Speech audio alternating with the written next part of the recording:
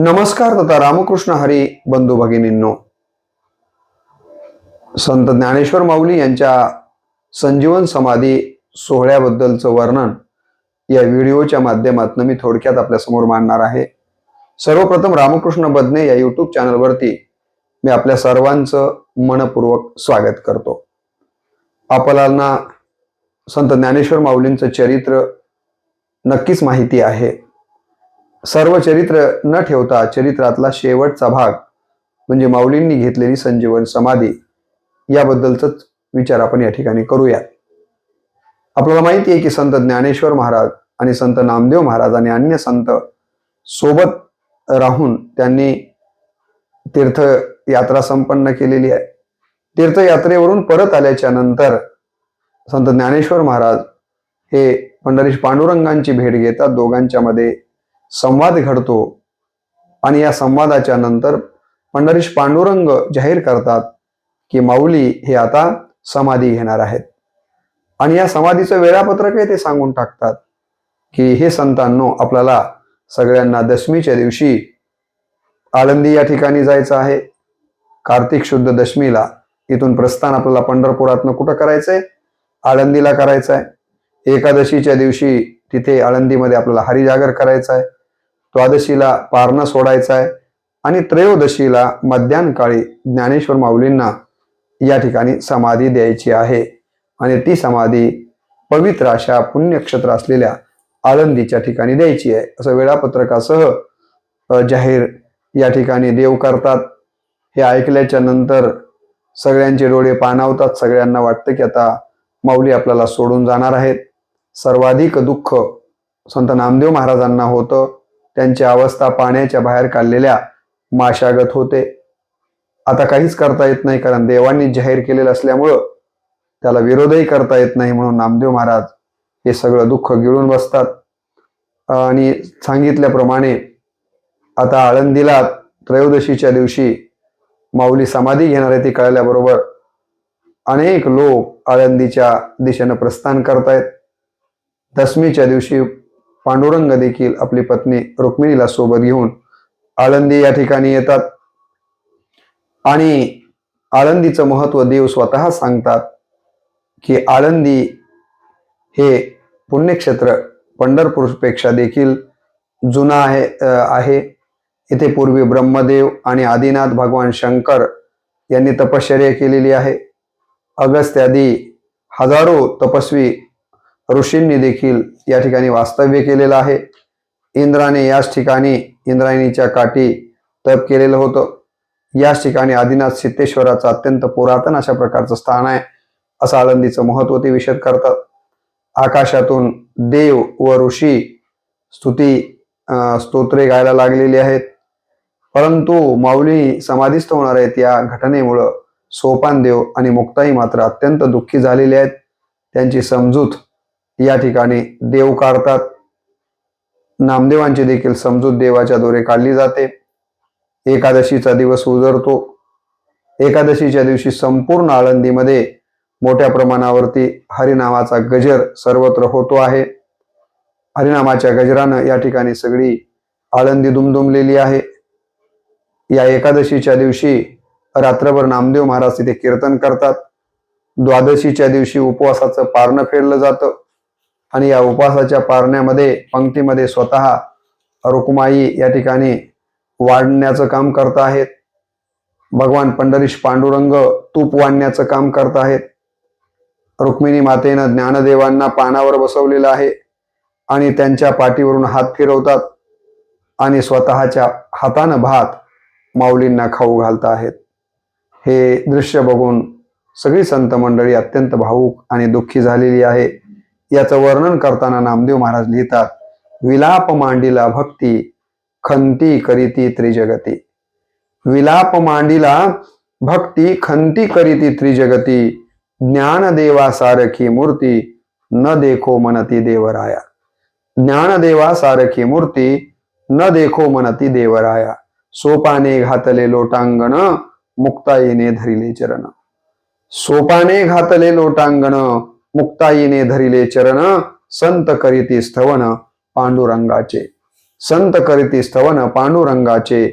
आणि अशा पद्धतीचं वर्णन नामदेव महाराज करतात.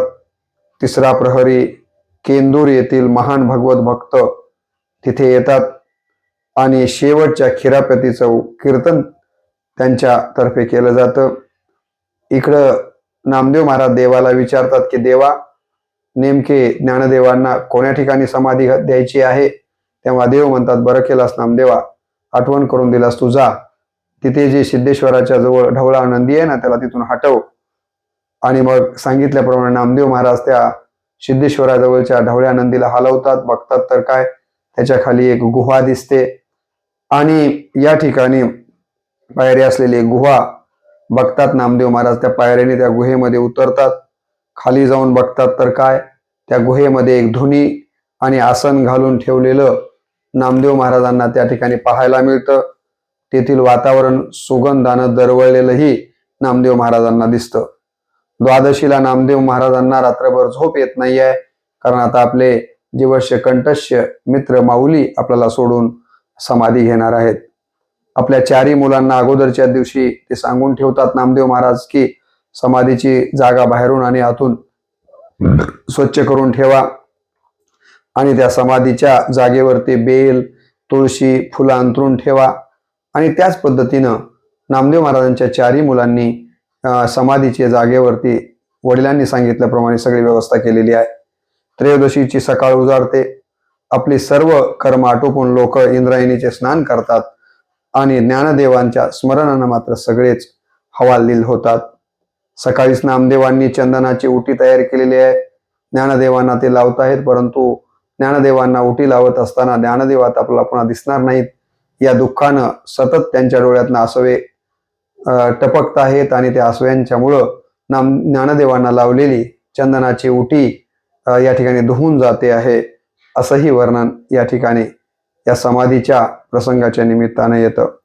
इकडे ज्ञानदेव मात्र द्वादशीचं पारणं सोडल्यावर आपापल्या स्वतःच्या स्वानंदामध्ये आहेत. मुखावर आत्मतेज मात्र माऊलींच्या आपल्याला पाहायला मिळत आहे. समाधीचा वेळ जवळ येतो आहे आणि जवळ आल्याच्या नंतर ज्ञानदेवांच्या जवळ देव येतात, पांडुरंग, आणि ज्ञानदेवांना म्हणतात, ज्ञानदेवा आता चालायचं ना. पण ज्ञानदेव देहभानावर नाही आहेत. आणि अशा वेळेला एका बाजूला निवृत्तीनाथ आणि दुसऱ्या बाजूला पांडुरंग दोघे जण ज्ञानदेवांना उठवतात. उठल्याच्या नंतर ज्ञानदेव पहिल्यांदा आपल्या गुरुच्या चरणी नतमस्तक होतात आणि आपल्या गुरुचं वर्णन करताना ज्ञानदेव किंवा माऊली म्हणतात, पुढे ज्ञानेश्वर जोडून या कर, पुढे ज्ञानेश्वर जोडून या कर, बोलतो उत्तर स्वामी संगे. पुढे ज्ञानेश्वर जोडून या कर, बोलतो उत्तर स्वामी संगे. पाळिले पोशिले चालविला लळा, पाळिले पोशिले चालविला लळा, बा माझ्या कृपाळा निवृत्ती राजा, बा माझ्या कृपाळा निवृत्ती राजा. स्वामीची या योगे झालो स्वरूपाकार, स्वामीची या योगे झालो स्वरूपाकार. उतरलो पार भवनदी, उतरलो पार भवनदी, असं म्हणत ज्ञानदेव पुन्हा एकदा निवृत्तीनाथांना नमस्कार करतात. निवृत्तीनाथ नामदेवांना जवळ घेतात, स्नेहानं त्यांच्या मुख कुरवाळतात, आलिंगन देतात आणि ह्या भावाचं, गुरु शिष्याचं हे प्रेम पाहून तिथं उपस्थित असणाऱ्या सगळ्या संत मंडळींचे डोळे पाणावतात. मनामध्ये एक वेगळ्या प्रकारचा भावनिक विचार येऊन जातो आणि त्याच वेळेला निवृत्तीनाथ आपल्या ज्ञानदेवांच्या बद्दल म्हणतात. काय म्हणतात बघा, अमर्यादा कधी केली नाही येणे, अमर्यादा कधी केली नाही येणे, गुरु शिष्यपण सिद्ध केले, गुरु शिष्यपण सिद्ध केले. गीतार्थाचा अवघा घेतला सोहळा, गीतार्थाचा अवघा घेतला सोहळा. गुह्य गौप्य माळा लेवविल्या, गुह्य गौप्य माळा लेवविल्या. फेरिली डोळ्यांची अत्यंत पारणे, फेरिली डोळ्यांची अत्यंत पारणे. आता ऐसे कोणी सखे नाही, आता ऐसे कोणी सखे नाही. काढोनिया, काढोनिया गुह्य वेद केले फोल, काढोनिया गुह्य वेद केले फोल. आठवती बोल मना माझी, आठवती बोल मना माझी. अशा प्रकारचे उद्गार या ठिकाणी निवृत्तीनाथ काढतात. याबद्दल पुढे नामदेव महाराज लिहितात, नामा म्हणे संत कासावी ससारे, नामा म्हणे संत कासावीस सारे, लावी ती पदर डोळी यासी. लावी ती पदर डोळी यासी. सगळं चित्र पाहून संतांना गहिवरून आलं आणि तिथे उपस्थित असणाऱ्या सर्व संतांनी डोळ्याला पदर लावलेला आहे. मुक्ताबाई आणि सोपान देवांना तर दुःख आवरत नाहीये. पुन्हा एकदा देवांनी या दोघांचं समाधान केलेलं आहे. निवृत्तीनाथ व पांडुरंगानं ज्ञानदेवांना समाधीच्या जवळ आणलेलं आहे. समाधीच्या जवळ आणून त्या आसनावरती बसवलेलं आहे आणि देव ज्ञानदेवांना म्हणतात, ज्ञानदेवा, सूर्य चंद्र तारा या जगात जोपर्यंत आहेत तोपर्यंत तुझी समाधी स्थिर राहील. अशा प्रकारचं वरदानच देव ज्ञानेश्वर माऊलींना देतात. त्याचं वर्णन करताना नामदेव महाराज लिहितात, जववरी हे क्षितिमंडळ, जववरी हे क्षितिमंडळ, जववरी हे समुद्र तळ, जववरी हे समुद्र तळ, तववरी समाधी स्थिर राहो दे निरंतर, तववरी समाधी स्थिर राहो दे निरंतर. मग कल्पक्षयी यथा काळ, मग कल्पक्षयी यथा काळ माझ्या हृदयी वसावे. अनिक एक सोपारे ज्ञानदेव ही अक्षरे, अनिक एक सोपारे ज्ञानदेव ही अक्षरे, जो जप करील निर्धारे त्याचे ज्ञान होईल, त्याचे ज्ञान. अशा प्रकारचं एक वरदानच पंढरीश पांडुरंग या ठिकाणी देतात.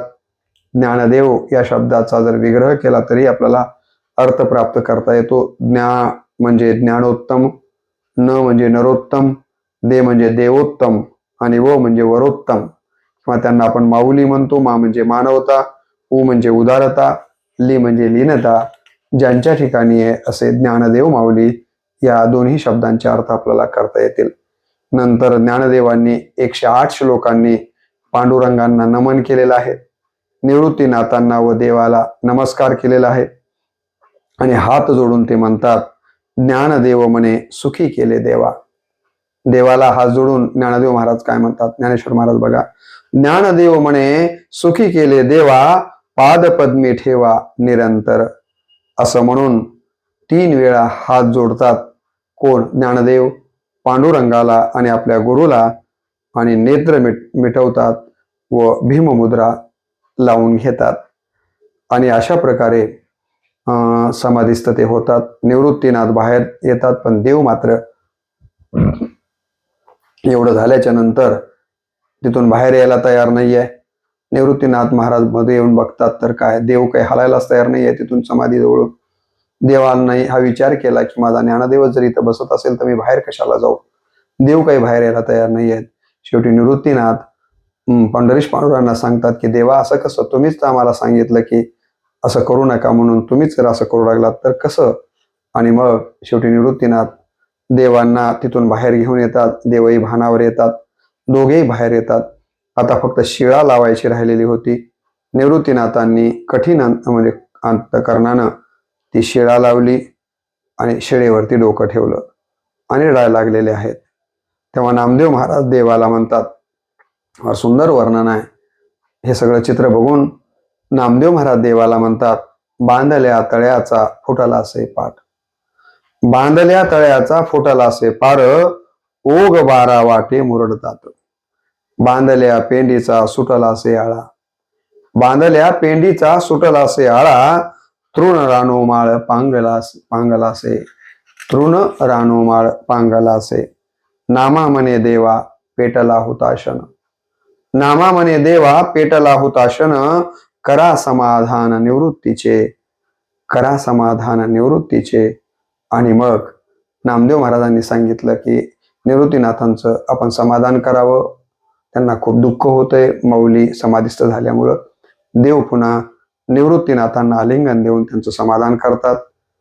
अशा पद्धतीने नंतर 7-8 दिवस आळंदीमध्ये या ठिकाणी सर्व संत मंडळी राहतात.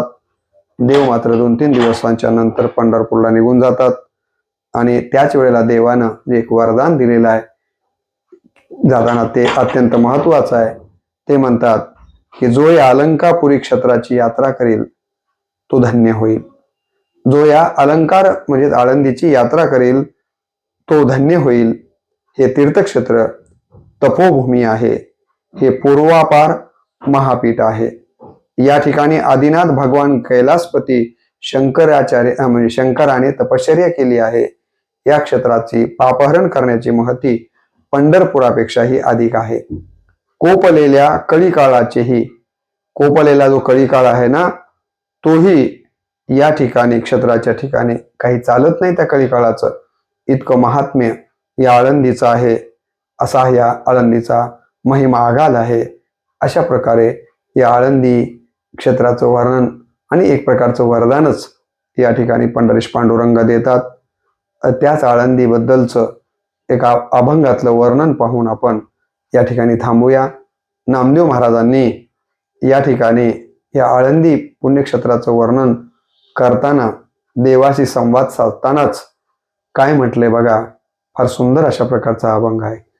आळंदी हे गाव पुण्यभूमी ठाव, आळंदी हे गाव पुण्यभूमी ठाव, दैवताचे नाव, दैवताचे नाव सिद्धेश्वर, 84 सिद्धांचा सिद्ध भेटी मेळा, 84 सिद्धाचा सिद्ध भेटी मेळा, तो सुख सोहळा, तो सुख सोहळा काय वर्णू, 84 सिद्धाचा सिद्ध भेटी वेळा, 84 सिद्धाचा सिद्ध भेटी मेळा. विमानाची दाटी पुष्पांचा वर्षाव, विमानाची दाटी पुष्पांचा वर्षाव, स्वर्गाहून देव, स्वर्गाहून देव करिता ती, 84 सिद्धाचा सिद्ध भेटी मेळा, 84 सिद्धाचा सिद्ध भेटी मेळा. नामा म्हणे देवा चलात या ठाया, नामा म्हणे देवा चलात या ठाया, विश्रांती घ्यावया, विश्रांती घ्यावया कल्पवरी, 84 सिद्धाचा सिद्ध भेटी मेळा, हा सुख सोहळा स्वर्गी नाही. अशा पद्धतीनं नामदेव महाराजांनी स्वतः देवाला आळंदी या क्षेत्राचं महात्म्य सांगून, देवा चला आपण त्या आळंदीला जाऊन राहूया, 1-2 दिवस नाहीये तर कल्पवरी तिथं राहूया, अशा पद्धतीची एका अर्थानं अर्थहाक किंवा विनवणी केलेली आहे. असं हे आळंदी हे गाव पुण्यभूमी ठाव असलेले आळंदी या ठिकाणचा महात्म्य हे आपण एका वेगळ्या व्हिडिओमध्ये मी विस्तारानं मांडलेलंच आहे. ते देखील व्हिडिओ आपण श्रवण केलेलाच असेल. या व्हिडिओमध्ये आपण संजीवन समाधी सोहळ्याचं थोडक्यात वर्णन करण्याचा प्रयत्न केलेला आहे. हा व्हिडिओ देखील आपल्याला निश्चितपणे आवडेल अशा प्रकारची अपेक्षा व्यक्त करतो. 650च्या जवळपास शॉर्ट आणि लॉंग व्हिडिओ वेगवेगळ्या दिनविशेषांच्या संबंधानं, वेगवेगळ्या अत्यंत महत्त्वाच्या विषयाच्या संबंधानं मी माझ्या रामकृष्ण बदने या यूट्यूब चॅनलवरती अपलोड केलेले आहेत आणि याचा पुरेपूर फायदा अनेक जाणकार श्रोते घेत आहेत. ज्यांनी कोणी घेतला नसेल त्यांनी याचा फायदा घ्यावा. भारतीय ज्ञान परंपरेचे अत्यंत महत्त्वाचे व्हिडिओ देखील मी अपलोड केलेले आहेत आणि आपलं ज्ञान वृद्धिंगत करावं. केवळ आपणच आपल्यापुरतं हे ज्ञान न ठेवता जे जे आपणासी ठावे ते ते इतरांशी सांगावे, शहाणे करून सोडावे सकळ जन, या न्यायाप्रमाणे हे व्हिडिओ इतरांकडे देखील शेअर करावेत. केवळ व्हिडिओ ऐकून तसंच न थांबता व्हिडिओला सबस्क्राईब करावं, चॅनलला सबस्क्राईब करावं, म्हणजे जेणेकरून सगळेच व्हिडिओ तुम्हाला इथून पुढे पाठवलेले आपोआप प्राप्त होतील.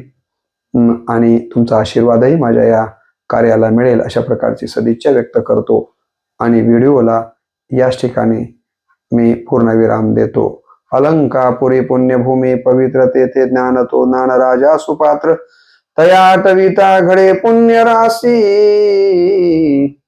नमस्कार माझा श्री ज्ञानेश्वरासी पुंडलिक वरदे हरी विठ्ठल श्री ज्ञानदेव तुकाराम ज्ञानेश्वर महाराज की जय.